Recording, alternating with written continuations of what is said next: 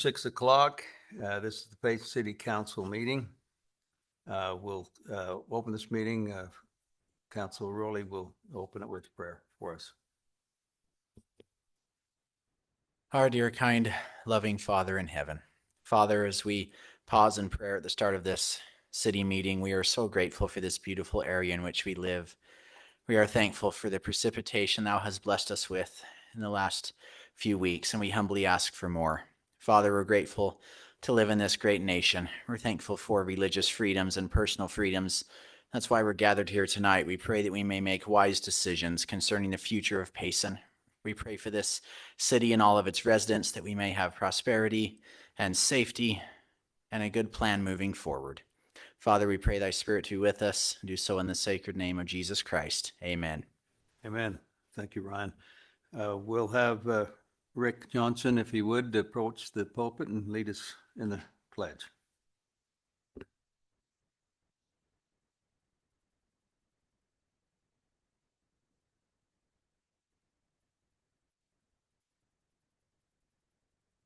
I pledge allegiance to the flag of the United States of America and to the republic for which it stands, one nation, under God, indivisible, with liberty and justice for all.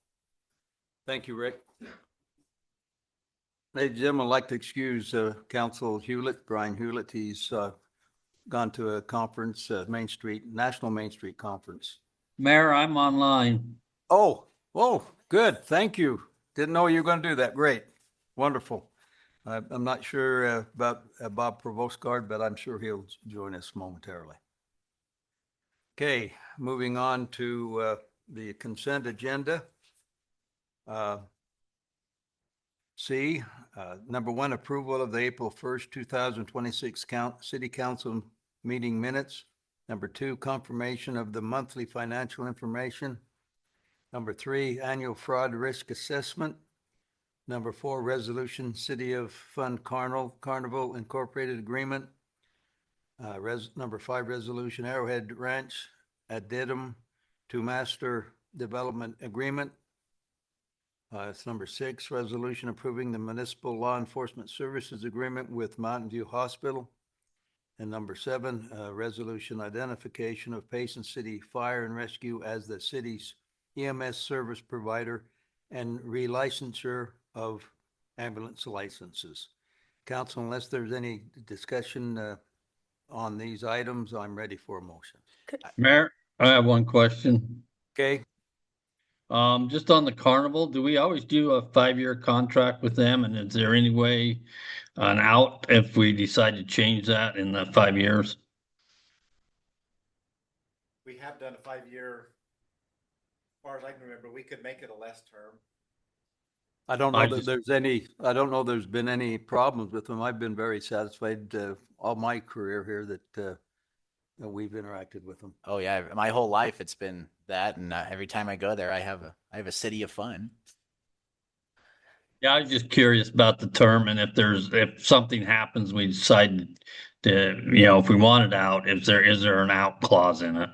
Yes, there is a termination clause. Okay, thank you. Good, thank you, Brian. Lacey? I had two questions. The Okay. one was kind of about the City of Fun. I read through the agreement and I was just curious. Have in that discussion, like, I know it's their choice, but I think the number one thing I hear from residents every year is that the ticket prices are just getting outrageously unaffordable. And so I just didn't know if like that's the only place that we look at, and then making sure that they do abide by their agreement. Cause I feel like there are a few things in it that you see them doing that, like smoking in non areas or, different things like that. So, And that's something that police chief could address for us as it becomes necessary, right? but I think the ticket prices, I just hear all the time that it's just unaffordable for families these days. And so that's just a concern. But then my other question on the Arrowhead Ranch addendum, the 2.26 acres, I read the previous one. Is it just open land and trails? Full of questions. It is open land, and we're part of that agreement is we're paying the portion to landscape it, trees, picnic table. We didn't want to do a lot of landscaping because our hope is that as the other properties around it develop, that we will add that, make it a bigger park. Okay, that was, But that was this portion. We asked them to put it down toward the, and a pavilion, I the think I end. read maybe, something like that. yeah. Okay. We're Okay. eventually want to have more of a regional park with the other properties that develop. Okay, that was just, I just wanted to know what Yeah. the plan was. Okay. And Lacey, and maybe a little bit more on your point with the carnival, they do have a half price night. Monday night is always a half price night. So Friday night, I believe, is the. yes, Friday night. It's Okay. it's the first. Yeah. We'll just make sure to push that more, maybe Yep. for Oh, people it's that, packed, yeah. that are upset about the prices, so. Yep. Okay. They have price. I've been impressed with City of Fun, especially as I've compared them to other carnivals in other cities. I think they do a pretty good job. Yep. Okay, any other questions? I do want to make a statement. I just want to thank our recorder for how well she does with the minutes. As I review those have been looking really nice. So thank you so much for the detail and how concise those minutes are. Okay, wonderful. Anything else? Okay, I'm ready for a motion. Mayor, I motion that we approve the consent agenda. I'll second that. Okay, we have a motion been seconded. Roll call vote starting with Council Moss, Yes. Council Rowley, Yes. Council Smith, Yes. and Council Hewlett. Yes. Thank you. Motion carries. D, petitions, Payson Santaquin Chamber Quarterly Report and Awards. Jim, I saw you here.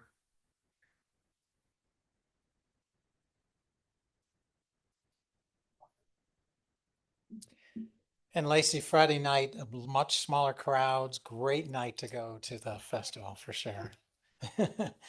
I am Jim Rowland, the president of the Payson Santaquin Chamber of Commerce. Hello, Mayor, City Council, and members of the community. Light crowd tonight. No, nothing to fight about tonight.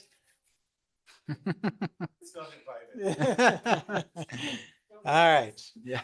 Well, I won't add to anything to fight about either.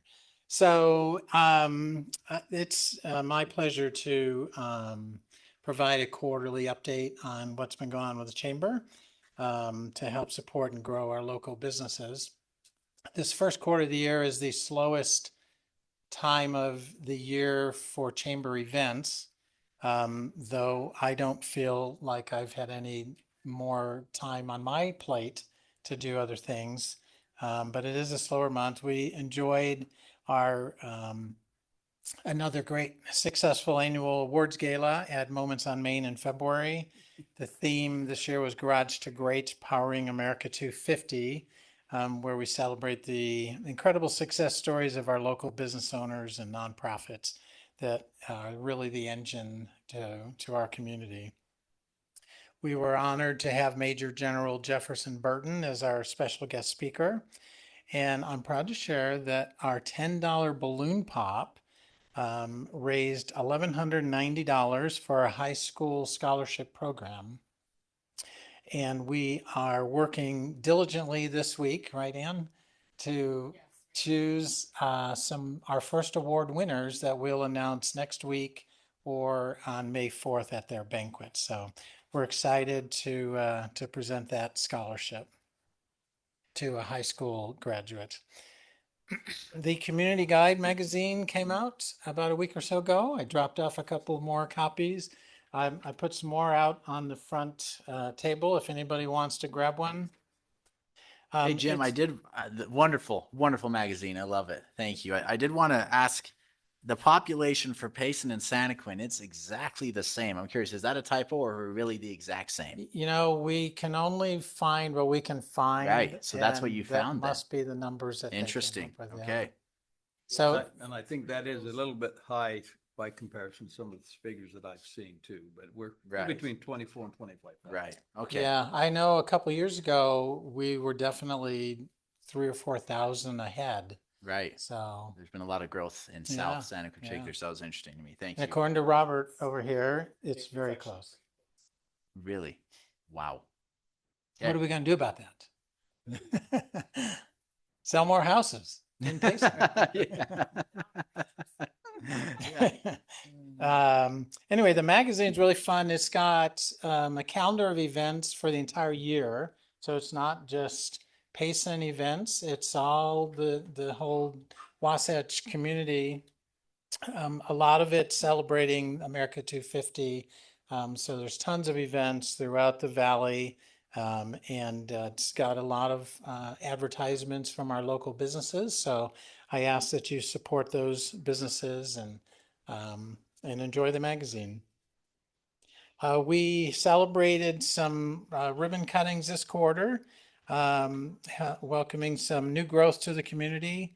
Included great local additions like Pre-Loved, the Payson Innovation Center, and Studio 22 Salon Suites, and a reopening celebration of the Wayfair Theater.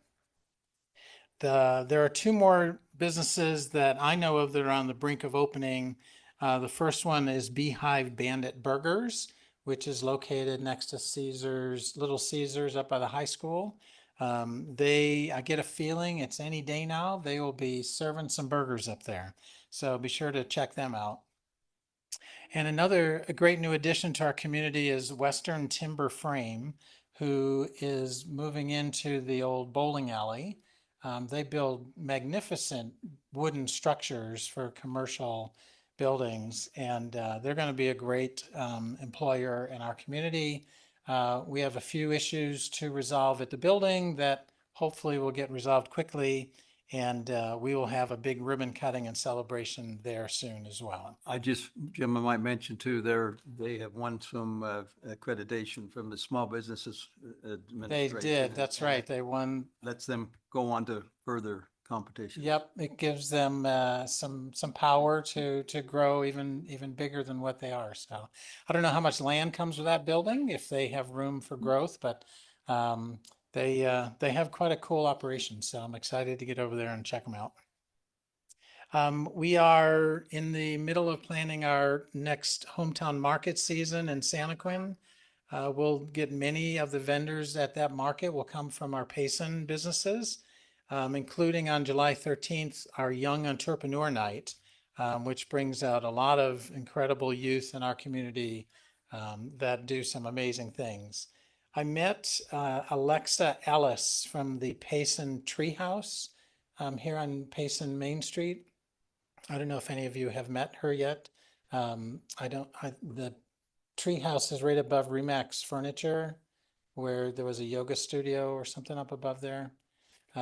So she's got a cool little business there, and she's been diligently meeting with all the downtown businesses and is very anxious to pull off a hometown market on Main Street and other activities. And she feels that there's a lot of support from the other business owners on Main Street. So I will be working closely with her and Ty Jones to see what we can develop, and maybe we can have a Payson hometown market here later this year or next year. Unfortunately, we had to cancel our upcoming Garage to Great workshop that was scheduled for next Friday, but we do have another one planned for October, and I'm looking forward to that. That is my report. Thank you for allowing me time to share. Is there any questions or anything the chamber can do to help support our local businesses? I just want to say thank you so much as the city council representative for the Chamber of Commerce. You guys work really, really hard, and you are constantly texting each other and planning things, and you're there for the businesses and there for Payson City and its residents. And I don't think we could do a lot of what happens without you guys. Thank you so much. Thank you. All right. Thank you. Thank you very much. Thanks, Jim. The next item on the petitions is the I-15 interchange update. I don't see Eric here. We're skipping it. We skipping it? Okay, we'll go ahead and move to the next one. Number 3, proclamation Municipal Clerks Week. Any information now, or just, I think it's. Make me do it. Come on, Emily. Like tooting your own horn. Yeah. It's a week for me. So Municipal Clerks Week. Oh, did I turn it off? Oh, geez, you guys see? It's the first week in May. I know, I'm already like, And it just recognizes municipal clerks and their role in the city that supports all departments and council and yeah. So that's what that is. Okay, like it. So And you're awesome. thank you. Did a Thank you great so job. much. Thank you. Okay, moving on, we'll open a public forum. Anyone can speak. Please be cognizant of your time. Try to hit around 3 minutes, less if you don't need to take more. So just let us know who you are and what you'd like to tell us. Come on up.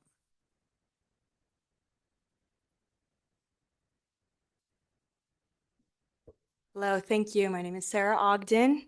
I've been a resident of Payson City for 6 years, and I understand that the topic I'm about to bring up has already been addressed before. I think our city should allow 2 to 3 goats on lots smaller than half an acre. The concerns that ultimately led to shutting down this idea 5 years ago can be mitigated with proper infrastructure and well-managed care. Some advantages to owning goats are to help Payson citizens to be producers instead of just consumers. Goats provide companionship, much like cats and dogs, along with milk, meat, fiber, and fertilizer.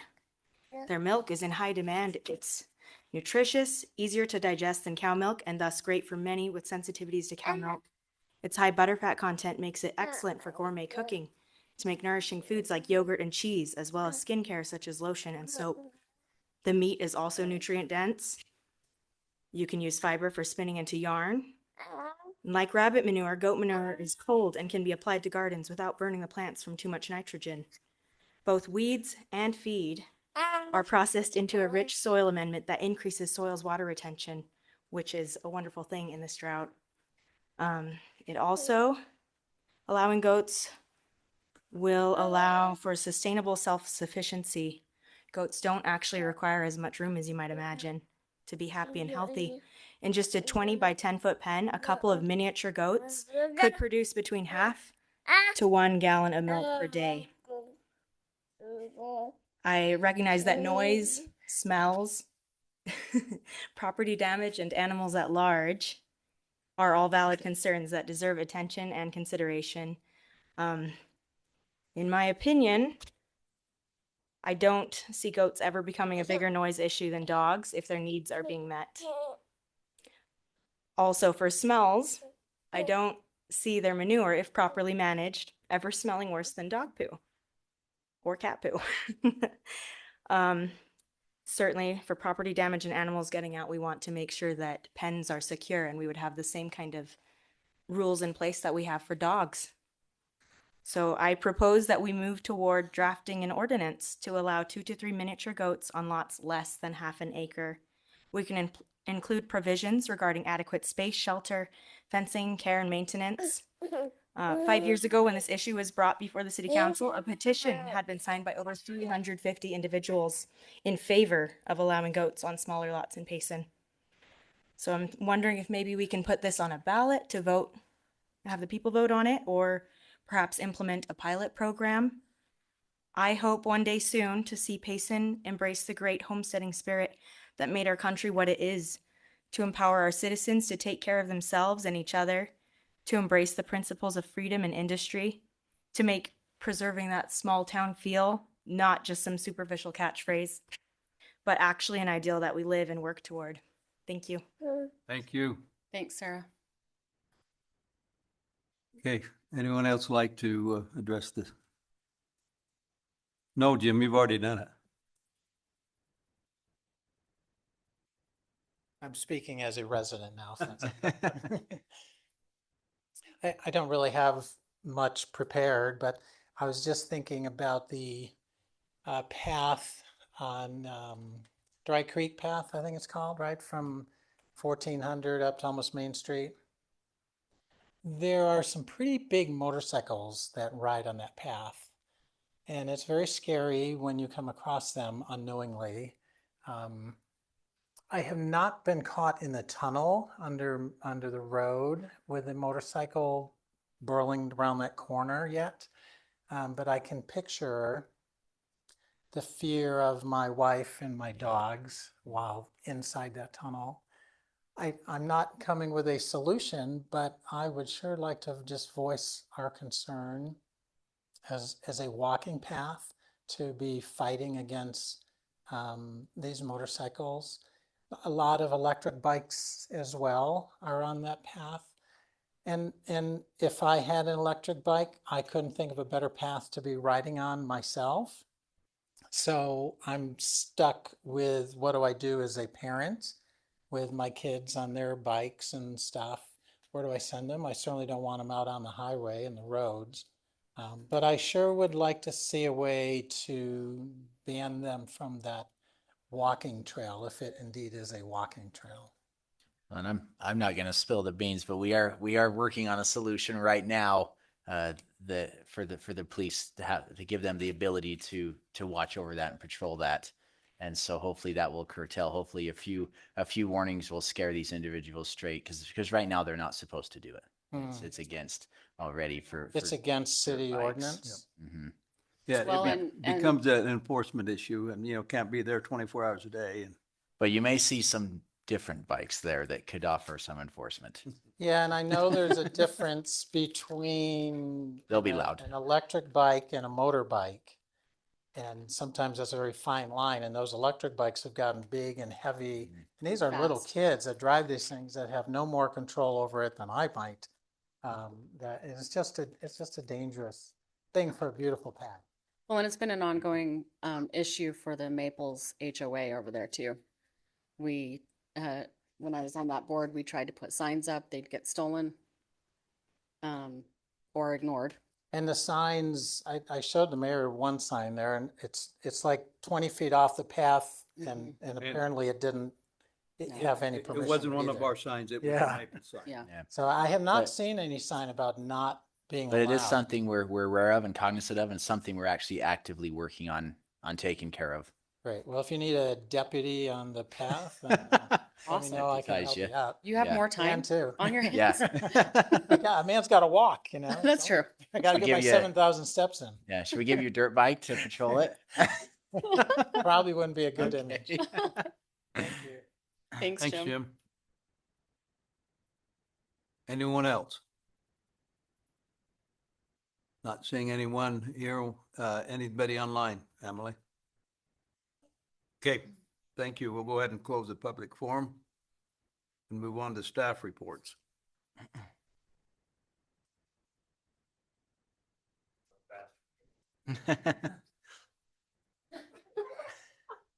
I doubt that.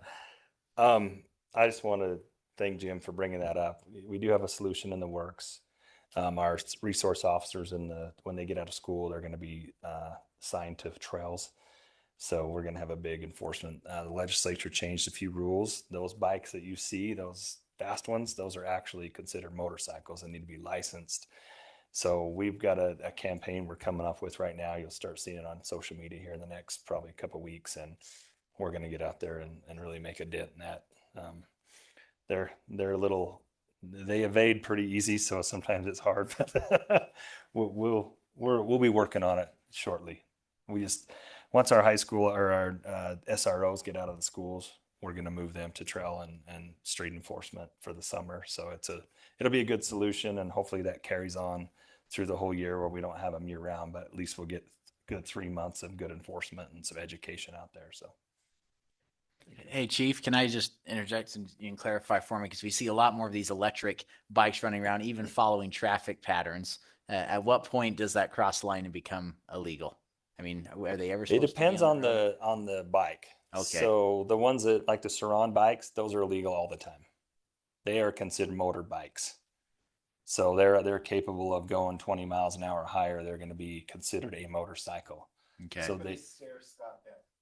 got to make sure sure he registers his. well, we're not going to let Scott ride a bike anymore Yeah. just for obvious reasons, but that scar on his head may tell you a tale of that, but no, it's a huge problem. Huge. It's a huge problem I live on Canal Road in Salem, and we have a trail along there, and I see 12-year-old kids riding a wheelie at 60 miles an hour past my Right. house almost daily.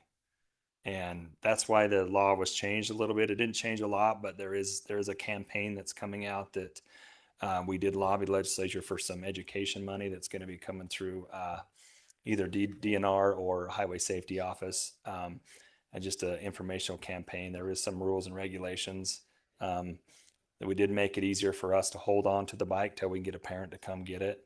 If it is in the motorcycle category, we can actually impound it.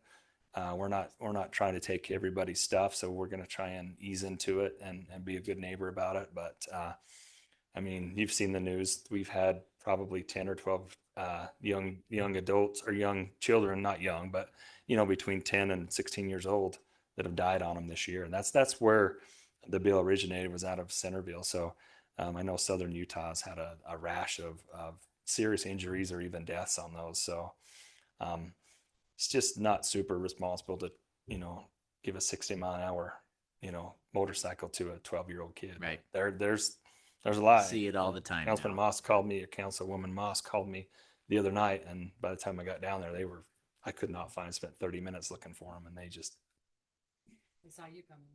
Well, it's funny. I don't think they see me coming, but I was suspicious enough that they got out of there. So, but from there, there's trails all over. They can go anywhere in town. That's the bad. The other issue we're working on that's kind of part of that is the graffiti. I mean, last May, June, and July, we got hit really hard with graffiti in our pocket parks.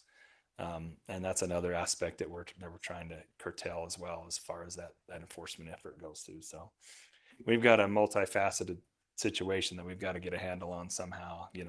The pocket parks, they're hidden, they're dark. We were going to put some cameras up. We don't have any internet service. We don't have any power at some of them. So we're, looking at some other options, but that's kind of where we're at on that. Thanks, Chief. Thanks, Chief.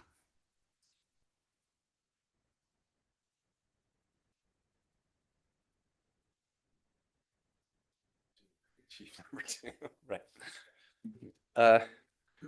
Kind of tag team and Brad. We do have on the parks and trails end, I have all of Provo's who have really delved into this, especially with the e-bikes. I think the most dangerous thing we find is they're silent.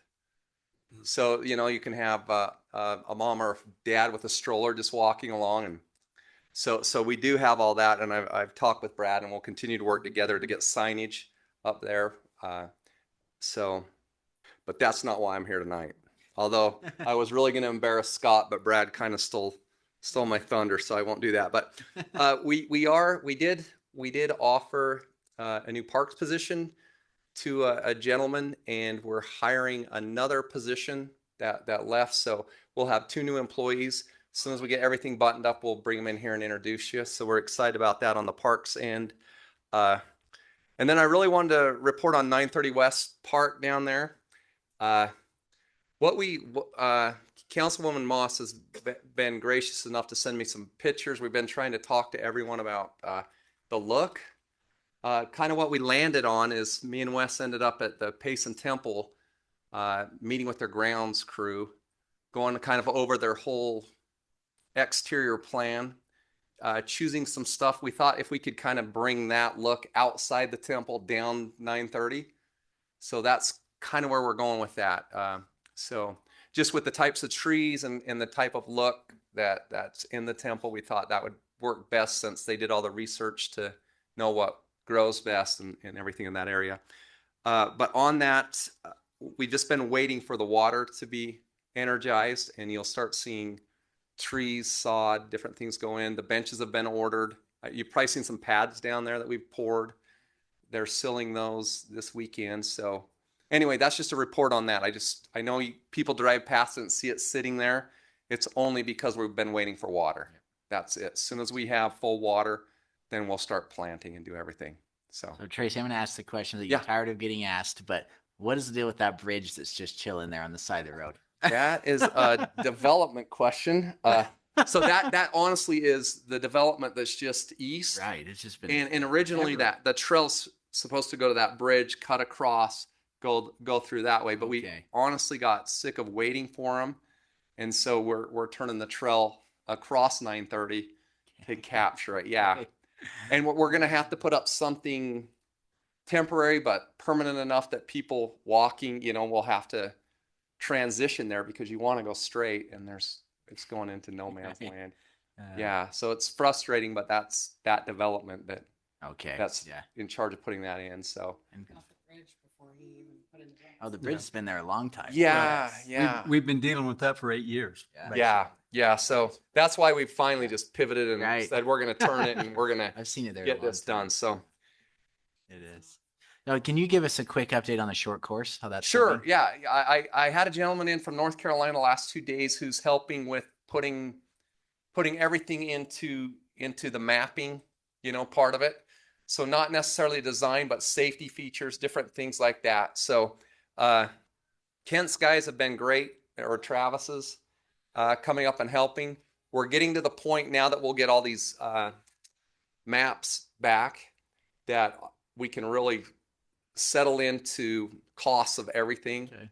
So I should, within 2 weeks, probably by next council meeting, really have a feel for not necessarily the layout, but how we're going to do this. Awesome. We're having a blast. I had Dave and Robert up there. Yeah, and anytime you guys want to come walk through it, I'd love to give anyone a tour and take any ideas like on retention and just different looks. But I can't say I'm like you, Dot. I'll listen to you, but we'll do whatever we want. Yeah.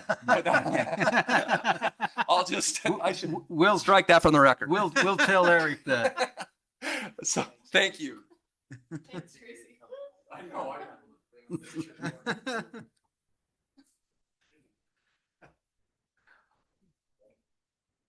Boy, you're wearing a nice shirt, Janine.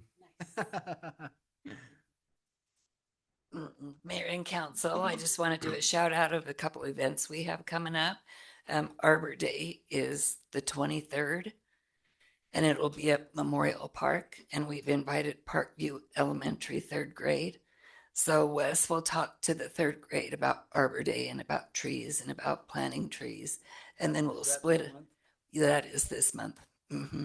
Yeah. And then we'll split into groups, and we've had a couple of trees that we've had to take out at Memorial Park, so we'll replace those during that day. So, and that's at 1 p.m., and you're all invited. On the 23rd? 23rd, correct. Yeah. And then Miss Payson will also join us, and she'll hand out cookies and punch to the kids. So it's fun. May 5th is Cinco de Mayo.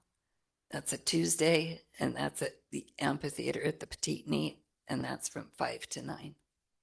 And you're all invited to that too. Last year we got rained out, so we were all up on the stage. So it was it was fun actually. It was we were a part of the presentation, so it was exciting. So we're hoping for better weather this year. So okay, thank you. Thanks, Janine. Janine, what was the times on Cinco de Mayo? 5 to 9. 5 to 9. Mm-hmm. Thank you.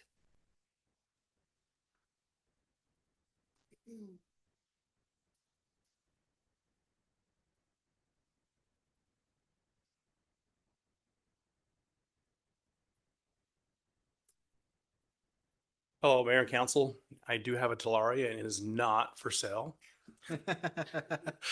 despite my wife's wishes. She was trying to sell it while I was in the ER. Just to let you know a few things, we've got open burning going on right now, which is always a challenge. Everybody wants to burn everything in their yard and then some, but not everything's allowed to be burned. So trying to regulate that and have people do it properly. But we've had a few challenges with some of the residents or people with their lovely cell phones see smoke and they call it in just because, like burning prunings or something like that in the orchards, they don't like to see smoke or flames, so they call it in, even though people are following the rules. Also, to make you aware, we're working on our wildlands recertification. We have to do that with a pack test, carrying 45 pounds in 3 miles in 45 minutes or less. So it's an arduous test to make sure our people can do that so we can go on federal fires for extended times. So we're working on that this month, and they opened the gates today up to the ski lift. So for those who don't know where the ski lift is, past the grotto to the parking lot up above. So those are open to that point now. Okay, So- and the question, I've been here my whole life, heard that phrase my whole life. Was there ever actually a ski lift up Payson Yes. Canyon? There was, yes. Yes. Yep. You can still see some of the concrete up in the trees just Really? east or west of the parking lot. Yeah. It went up that hill up towards Pete Windward. Yeah. That was in Next our question. that was in our scavenger hunt last year for Adventure Day. Oh, okay. Okay. Yeah. Very cool. Thank you. I skied there all the time. That's how old I am. Did you really? No. Oh. I know the gray hair is kind of misleading, isn't it? Exactly. In my own mind, I was. The last thing is Station 92 is coming along really good. We're trying to do the final little tweaks and stuff on the site plan, and what they call the vibe of the color schemes and stuff inside the station. That's always fun, but it's come along. We're trying to get all the last details and stuff. So hopefully within the next month to 2 months, we'll have all the design done and get going here shortly. So things are going really well. So thank you.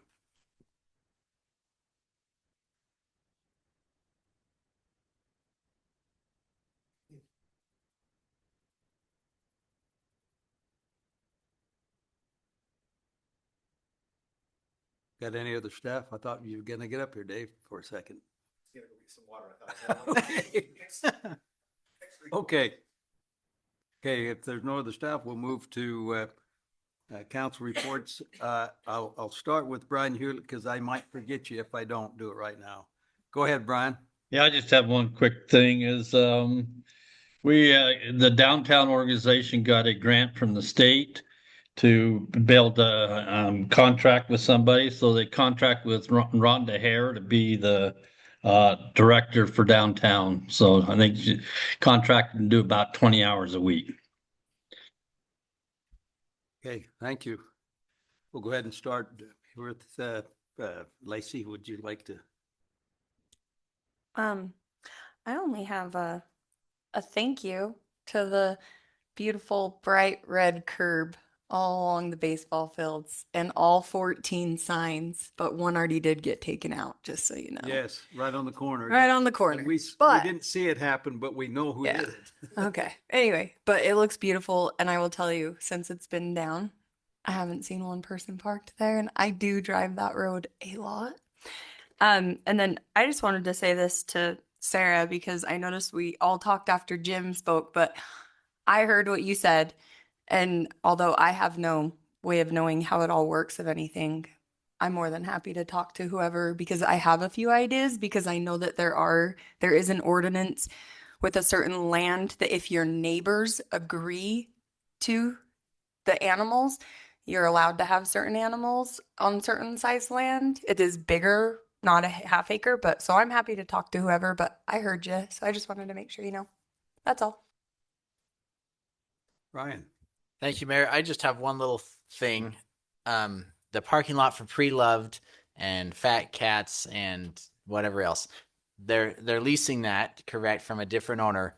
As I notice on the east side, they now have the parking lot fully fenced in. But on the east side, there's no access for pedestrians, so you can only go out where the cars get in, which is on the south side. And that's real tempting for kids and people just to hurry and dart across the road right there. And it's really busy, blind corner. And so I think we need to talk to that landowner about adding access in that fence line on the east side to allow them to eject the pedestrians right next to the crosswalk on the corner. Just on the way down here, just 20 minutes ago, a sweet little family was darting across the road right out from the chain link from that parking lot, and there's no crosswalk there. It's really dangerous. That road's getting too busy to do stuff like that. So we need to make sure it's easier and more convenient for people to use the crosswalk right there if those businesses are in fact going to try to make that their parking lot that's across the street. Ryan, I've got his phone number, so We got a raised hand from a very good student. I didn't hear where you said that was at. Oh, Pre-Loved, so right across the street from Fat Jack's to the Utah Avenue, the old and Christmas tree lot. Yes. 100 West. Yep. I've got his phone number, so I'll be glad good to contact. Excellent. Just a little bit of history there too. They approached me about that, and so what I did is I had Jonathan from our staff show what a parking lot should look like, and they could not access that from the highway. It had to come off of Utah Avenue. but that's just for cars. So, Yeah, right. We need to, they need to make a access on Main Street for pedestrians. Yeah. I'll be glad to. Yep, I that'd be need to great. talk to him about some other issues at him. And that's all I have. Okay. Ann. Okay, I don't have much either. I just want to thank our staff. They're always so willing to answer my phone calls and answer my questions. And you guys are so wonderful to work with and kind and knowledgeable and professional. And so thank you so much. And I echo what Lacey said about the goats and what Sarah said. So I'm willing to look into that as well. So thanks so much. That's all I've got. Okay, thank you. We'll go ahead and move on to E, action items, public hearings / ordinance amendments to the fiscal year 2025, 2026 budget. Kathy? Yeah, she's right there. Yep. Did I surprise you? Okay. Apologize. Try and get it up before I see myself on the screen. Let's see if I can get it up here. There we go. Okay, I put together a quick PowerPoint. Will come up.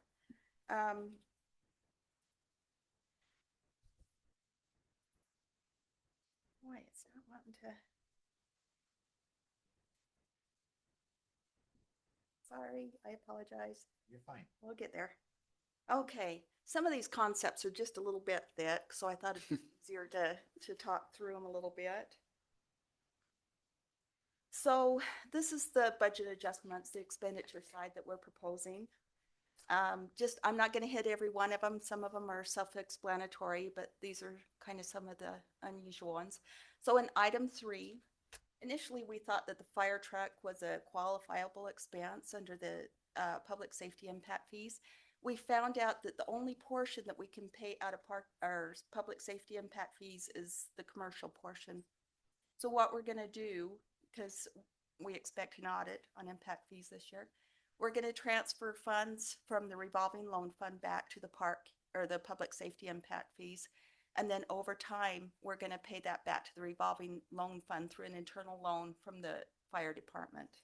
So residential impact fees cannot help pay for a fire truck? No, just the commercial Oh, portion. that is silliness. Oh, That doesn't make any sense. Yeah. Right. Who decided that? The legislature?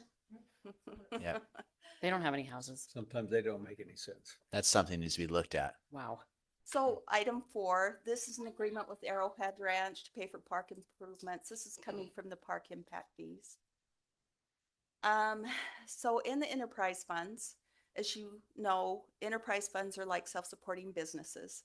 So when we did the downtown Main Street, we did a lot of infrastructure. We did sewer improvements, water improvements, all that. So this adjustment is to allow us to transfer those funds back to the enterprise fund so they can recognize the assets in the enterprise funds. Items 9 through 10. As you know, cities are limited to 35% of fund balance. And in the budget this year for 26, we actually budgeted out of the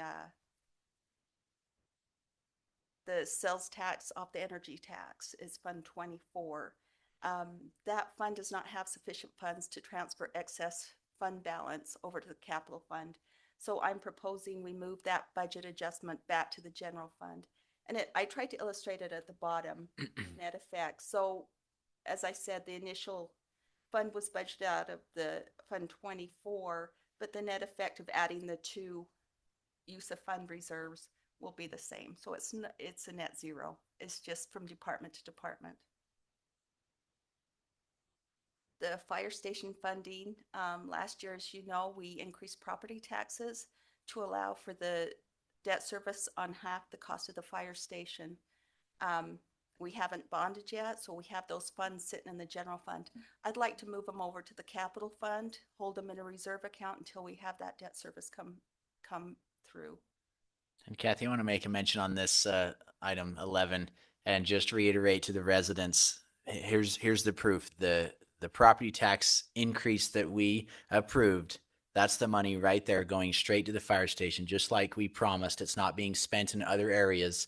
It is, we sold it as furnishing the debt for the fire station, and that's exactly what that money is earmarked and what it's doing. Nothing else. Yep. Glad you pointed that out. So item 12, this is all the general fund departments. They're in separate funds, but at the end of the year, we roll them up into the general fund. So the fund balance of all these little funds is essentially the fund balance of the general fund. As you know, in the petite neat, we budgeted for the bathroom remodel and did not expend all those funds. Carl thought it would be prudent to use those funds to epoxy the floor of the pool. Some of the reasons are that we're kind of competing with Spanish Fork. We'd like to keep the facility up and keep it nice. This is only the current year budget. It doesn't affect any future projects in the petite neat or anything else. And there's no other planned projects in the petite neat. So this is just to allow Carl to use those funds for that purpose. In this budget year. Yeah, we have more projects budgeted next year for the petite neat. And just to let you know, we are planning one more open budget in June, and that's going to true up all the funds so that we're in compliance with state audit and all that kind of good stuff. So, and we may have to, depending on if all the projects that we have budgeted this year get done or not, might have to transfer more fund balance over to the capital fund. That allows the council, with the guidance of Robert and Dave, to allocate on new projects, and it allows us to do new capital projects so it doesn't go to waste. And that's all I've got. Okay. Council, any questions?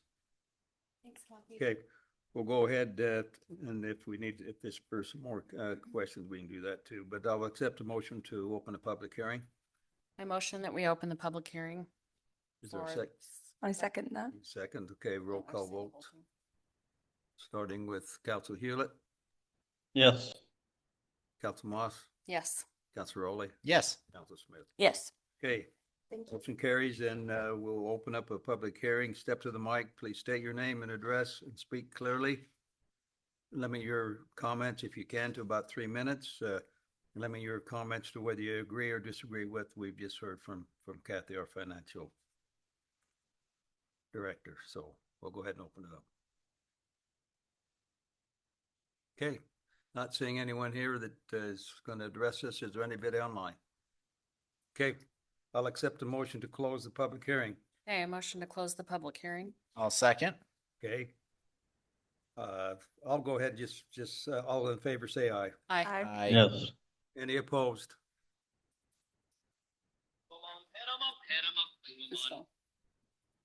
Ex-mayor calling me. He must oppose. Yeah, that's a name. Okay, moving on, we'll go ahead and close the public hearing. Any other discussion? Just thank you for keeping track of the finances. That's the most important part of our city, of handling the funds of the residents. And again, I'm just so excited to see the specifically earmarked money that we promised that would go to the fire station is there being held and gonna work for us in the future once we bond for that. And I'm excited to see something come in under budget and use those funds somewhere else, like at the pool as well. That's wonderful. That's awesome. Yep. And those improvements at Petitney were very badly needed, and they're very nice. Yeah. Okay. Then I'm ready for a motion on this item. Mayor, I motion that we approve the amendments to the fiscal year 2025-2026 budget that has just been presented to us. I'll second. Yeah, I have a motion and seconded. Roll call vote, starting with Council Smith, Yes. Council Rowley, Yes. Council Moss, Yes. Council Hewlett. Yes. Thank you. Motion carries. Moving on to number 2, Resolution Economic Development Board appointments. That's up to you, Robert. Councilmember Hewlett, would you like to introduce these people, or do you want me to do it? Go ahead, Robert. Okay, great. We are so grateful to have 3 new members to be recommended to the Economic Development Board. First of all, Lindsay Hughes, she will be representing Nebo School District. We're so excited to have a representative from the school district join us. Again, their input is very important. Joseph Hansen is a resident of Payson and has been involved in many different things, and we're excited to have him. And then Sean Pickup is a business owner in Payson Auto, and Sean has served for quite some time on the Business Retention Committee, been really helpful, and don't think you're going anywhere from that committee. So we're going to keep him on there. But we're so excited for these people and grateful for their willingness to serve, and just recommend them to you as the council to be on the board. Okay. Sean, you want to stand up? You're the only one here, I think. And then, yeah, we have them ready to accept that. Okay. We'll need to approve before we. Yeah, we need Yes. to take Yep. action. Okay. Any council discussion? Okay. Thank you, everyone, for willingness to serve on these committees and boards. So I'll accept the motion on this item. I was going to see if Brian wanted to do this one, but Brian, you want to make the motion? Okay, I'll make a motion that we approve the three that are, we just talked about to the Economic Development Board. I'll second. Okay, we have got a motion been seconded. The roll call vote started with Council Hewlett, Yes.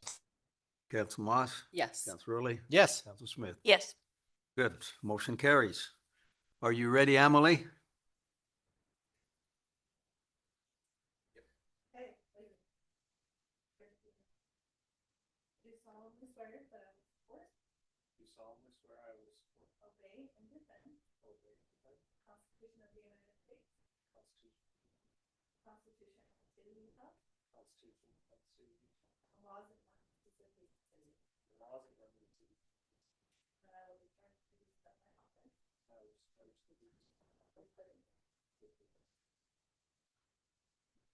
John, congratulations.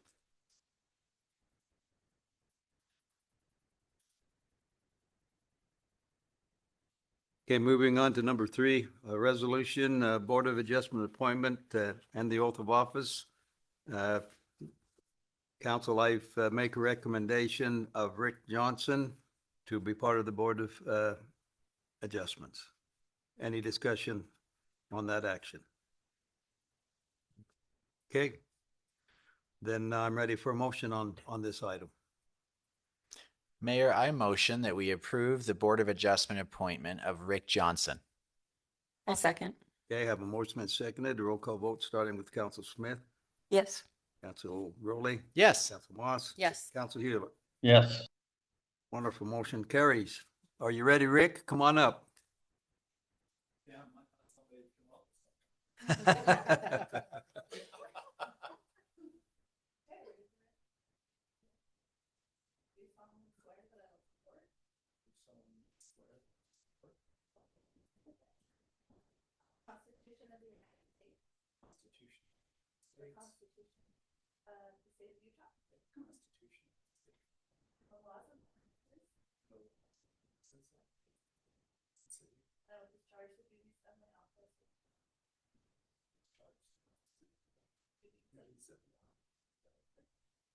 Congratulations.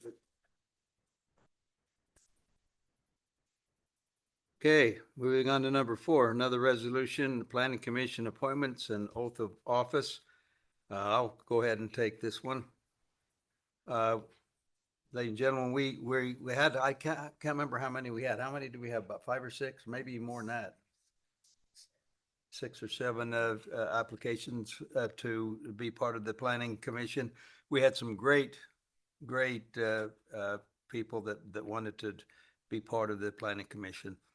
The end result is that we decided that it would be well for us to maintain the 2 that were up for renewal. And so Ryan Frisbee and Perry Adams is those that 2 that have been nominated to be again part of the Planning Commission. Council, have any discussion about this particular item? I'm happy to see that these 2 fine gentlemen decide to stay on and reapply. I think we're in an important space on the planning commission and in the city as we change. So thank you both for your willingness to keep serving in this capacity. It's such an important commission. But ditto. So I'll ask for a motion. Mayor, I motion that we approve the planning commission appointments of Ryan Frisbee and Perry Adams. Okay, is there a second? I'll second. Okay, motion been made and seconded. Roll call vote starting with Council Hewlett. Yes. Council Moss. Yes. Council Rowley. Yes. Council Smith. Yes. Wonderful. The motion carries. And we'll go ahead and have Emily do her thing. Come on up, man, gentlemen. Again, appreciate you being willing to be part of Planning Commission. You're doing a great job.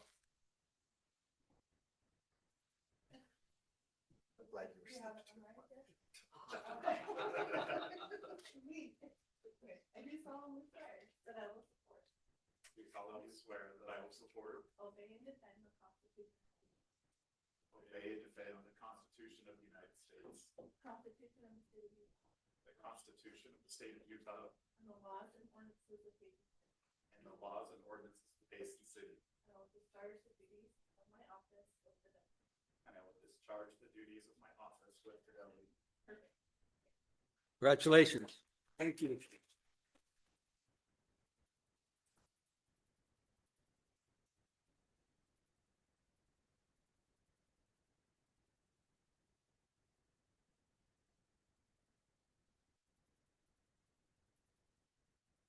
Okay, moving on to number 5, resolution intent to submit an opinion question to Payson residents regarding the PARC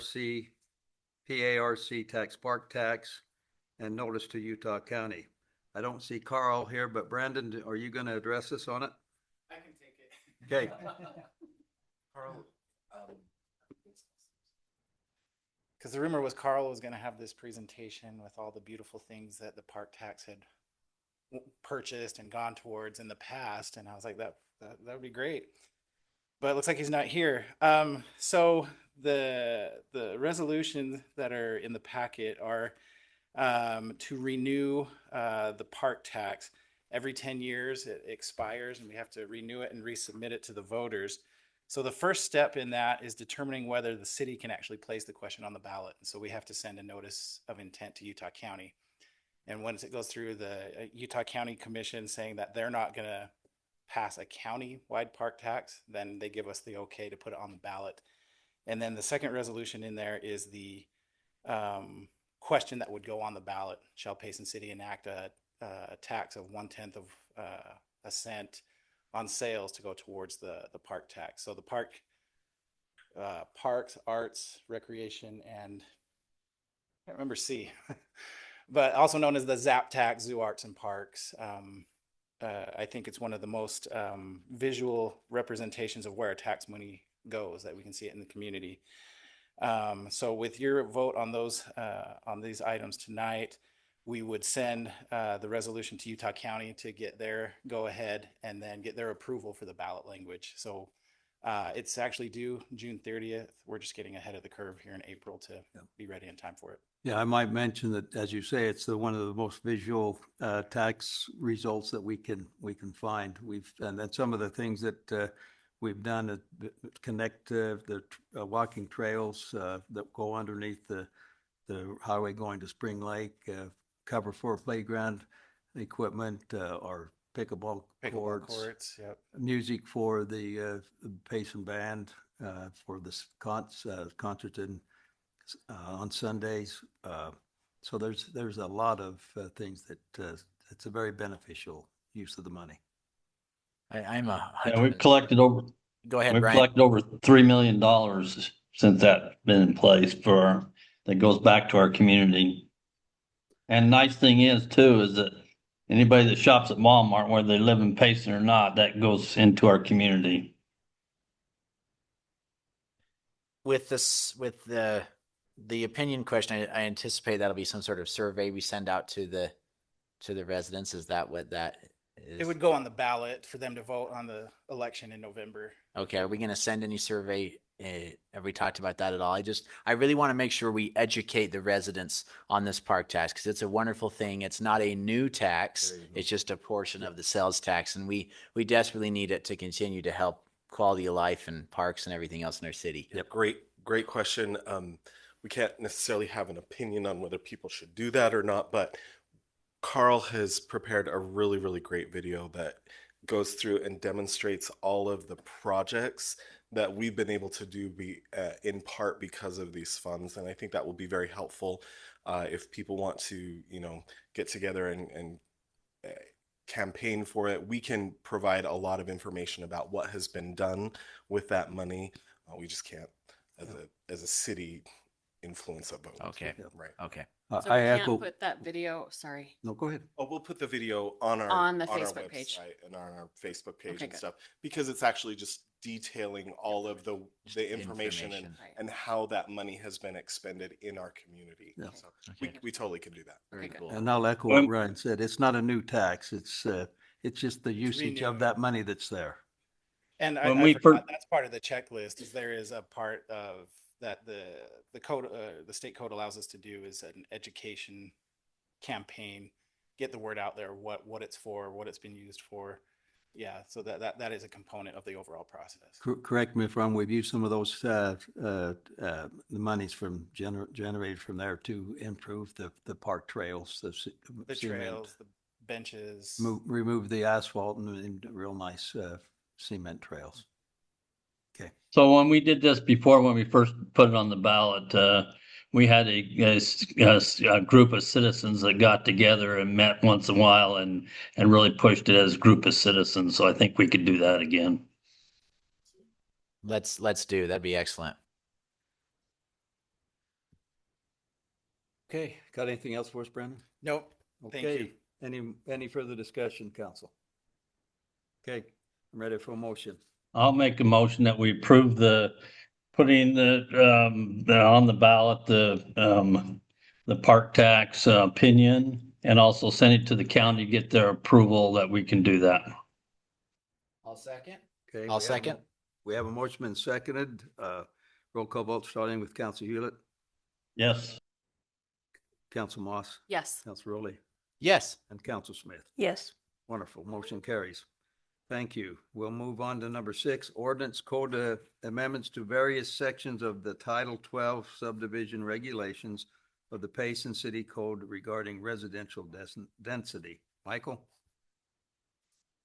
Thank you, Mayor and Council. This presentation is really short because the bulk of it is the text and the things that you see in your packets. It's going to be a presentation for all 5 of these upcoming agenda items. They are separate agenda items to vote on, but I would also caution you that if you're voting on one, you should consider them as a whole because they all affect each other. But let me pull that up really quickly. If you want to read them all, that's fine. But I'll share them in the presentation too.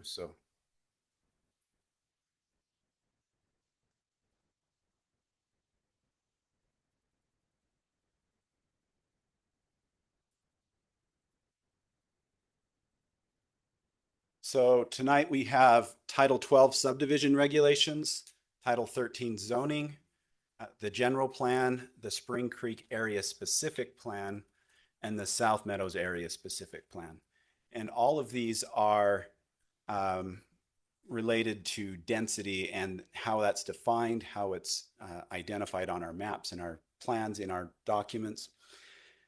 City Council's role tonight would be to make a decision on this, whether or not to approve it, deny it, table it, approve it with modifications. We're open to all of those.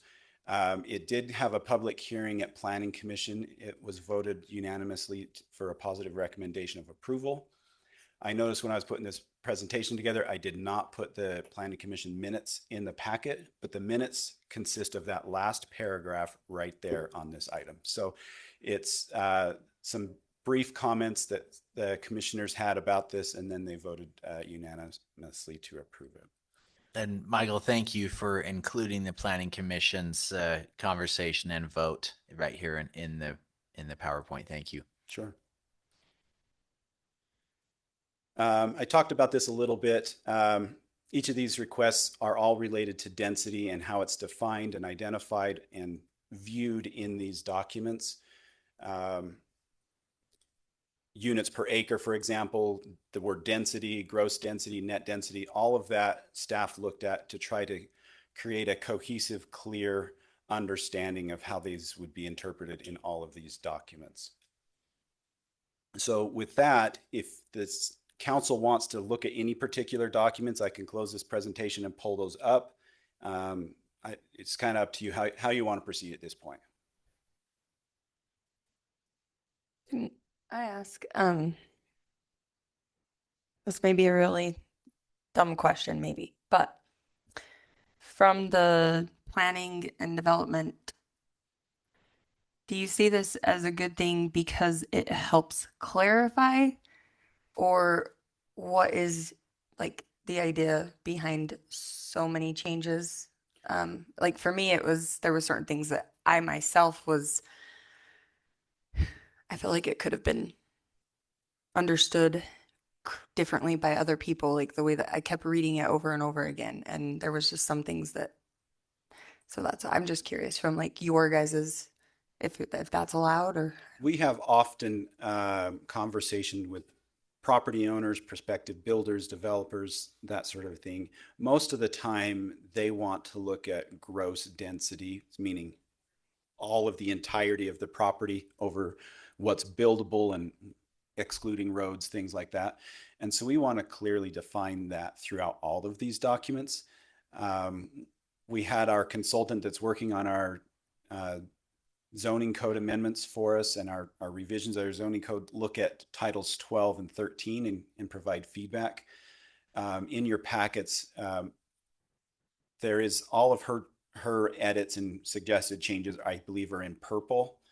And then staff looked at it again with our attorney, and we kind of changed a few minor things here and there. But hopefully that answers your question. But the idea is to bring clarity to council, to planning commission, to staff, and to prospective developers. And I think the main goal here of specifically the code rewrite, but just specifically these codes too, is to remove any subjectivity of assumptions or loopholes, or there's no more surprises. It's clean cut of what the density means, what's there, and that way there's no surprises for the developer, or more importantly for the city. And that's what I saw as I read through that. And Michael, can you confirm, are we removing all mentions of or ideas of gross density and moving to net density, or what did you guys decide? What we're doing is she recommended striking both gross and net density out and creating a definition titled density. And so that's that new language that's in there. And then how we are going to calculate density is that definition, not using the others. There is also a definition specific in the RMF zone, the multifamily zone, talking about how density is going to be addressed for multifamily development. Okay, for a simple mind such as myself, how are we identifying density now with the code changes proposed? So essentially anything that's not buildable, we want to exclude, but we want to reward developers if they're having open space and park space, such like that. But we don't want them to have credit for unbuildable space. We don't want them to have credit for their roads, that sort of a thing. And so that's the intent of what we want to do. We want to see that open space and dedicated parks. And so we want to let them have density for that, even if they're not building on those properties. like no credit for wetlands that are correct, just going to be mosquito wetlands. Yeah, correct. Which I'm all for. Giving them some credit, like you said, for the green space and the parks and stuff. But yeah, having them the ability to call wet space and then skew the whole lot sizes and homes, that was heartburn for me. So I'm glad that we're relieving that. And for clarification of the public, council has all of this, but we're trying to move from a units per acre on our maps and in our plans to the most appropriate zone we feel that plan is trying to achieve. And so we try to put a zoning designation from our zoning code in each of those plans where it makes sense. Okay, and so when a developer comes before us and let's just say they ask for a zone change, okay? With the current code, we can point to units per acre, uh, and use that as a backstopper of going one way or another. If we have specific zones for specific areas, how can we use that as ammunition to either protect or incentivize residents or builders? Well, I think the intent of the plan with these changes would be that would be the understanding that that zone would be assigned when a zone change were to happen. There's still, the plan is just that. It's a plan. It's a guiding document. You can still make a different decision. But the idea is it's trying to meet what we originally had in there of, say, 4 units to the acre. We're interpreting that generally as R110. So the 10,000 square foot lots. Yeah. And so we just want it to be clear in that regard. It gets harder with multifamily because how do you do that? They don't actually have a lot. And so that we still have to have that definition of how we're going to define density there. Okay, very good. Thank So you. is that why on the Spring Creek, the residential units went to be determined? Because prior it had amounts. So Yes. I guess like that, when I saw that, that was my only like hesitation of like, well, how many lots now, how many homes are going to be in there, you know? And so that was.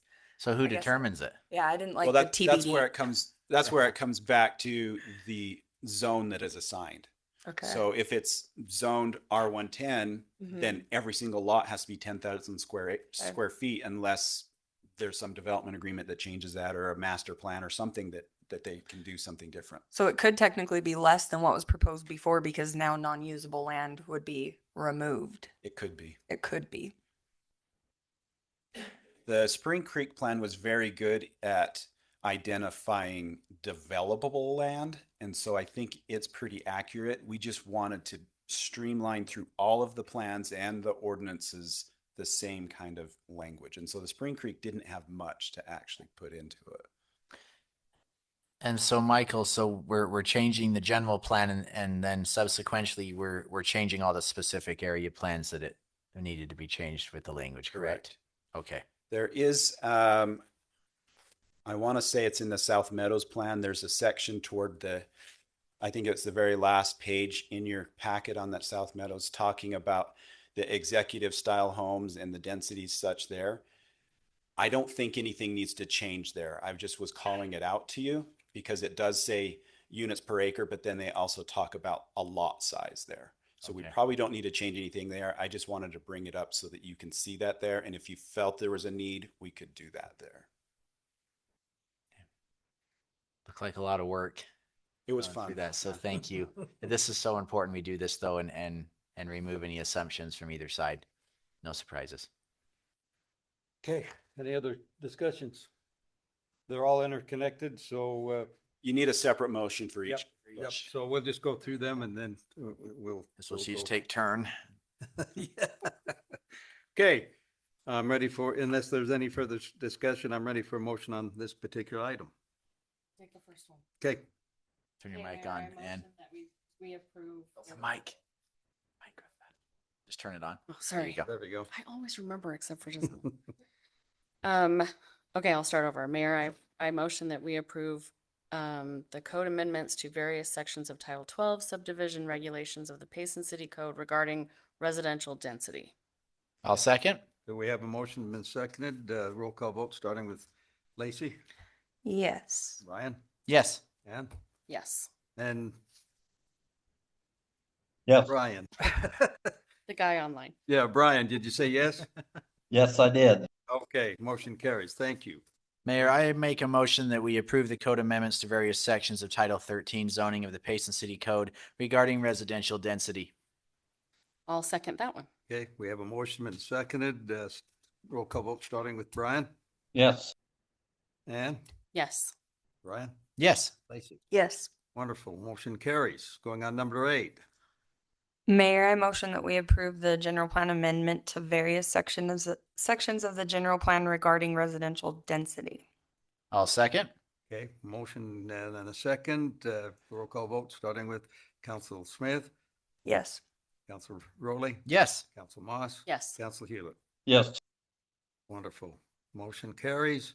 Moving on to number 9. I'll take this one. Okay, Mayor, I motion that we approve the general plan amendment to the Spring Creek area specific plan for various sections regarding density. I second. okay. We have a motion been seconded. Roll call vote starting with Council Hewlett. Yes. What was that? Yes. Yes. Yes.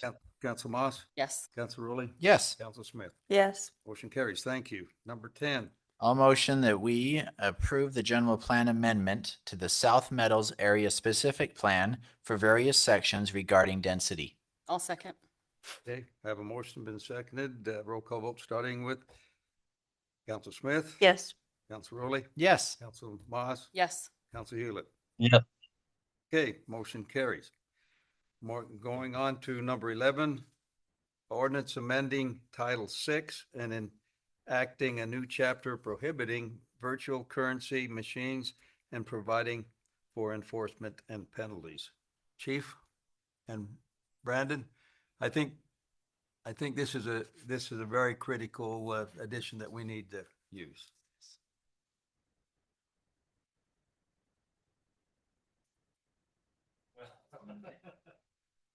Mayor, this came about, Layton City. Turn your mic on, Chief. Join the club. I don't have a guy. Hello. Recently, the legislator made some changes to the cryptocurrency machines that we see at our some of our convenience stores or some of the other retail locations in town. Our crypto machines here and other places in the community are used about 98% of the time for scams, which technically usually involve our elderly citizens or some other type of incapacitation.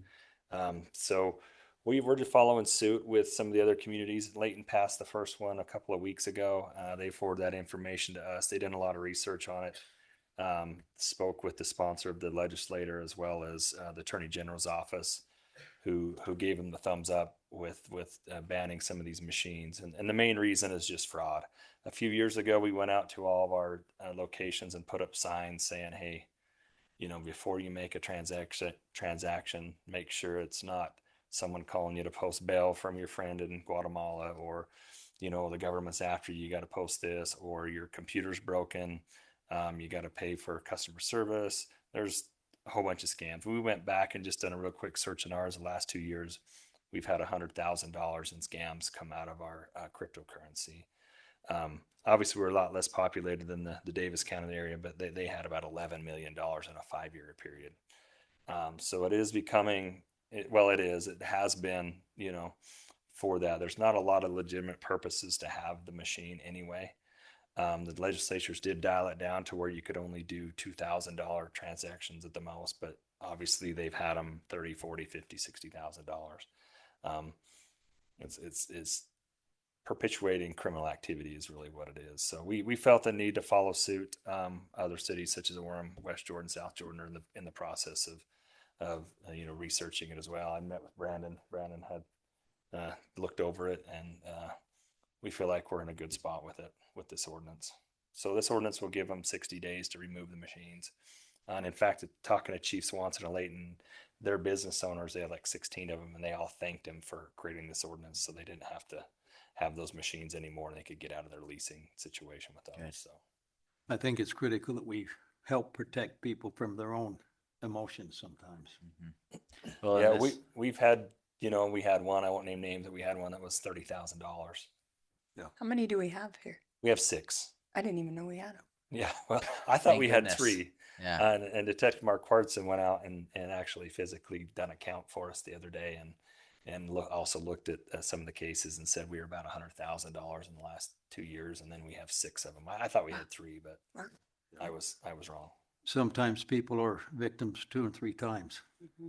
Well, yeah, I mean, you get They get someone scared. that gets scared into doing this, they do it, and they stay on the phone with them. They'll stay on the phone, go to your local store, or, they'll search up a crypto station and go withdraw $15,000 from your bank account, take it to the crypto kiosk, and they give them a wallet address is what they call it.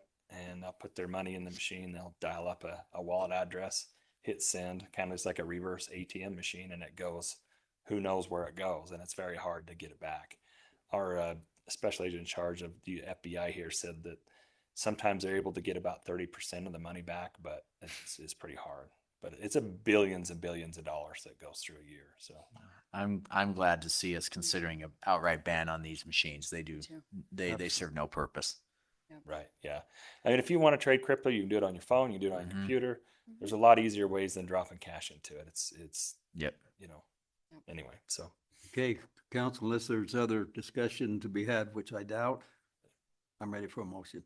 Mayor, I'll motion that we approve the amending Title VI and enacting a new chapter prohibiting virtual currency machines and providing for enforcement and penalties. I'll second.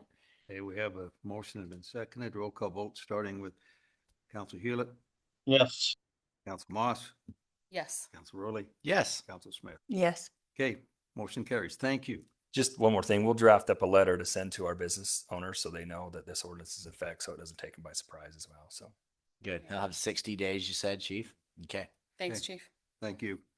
Okay, F, and that's for adjournment. I'll accept a motion to adjourn. So moved. Second. Okay, all in favor, say aye. Aye. That was a lot quicker than A I lot thought it quicker. would. When it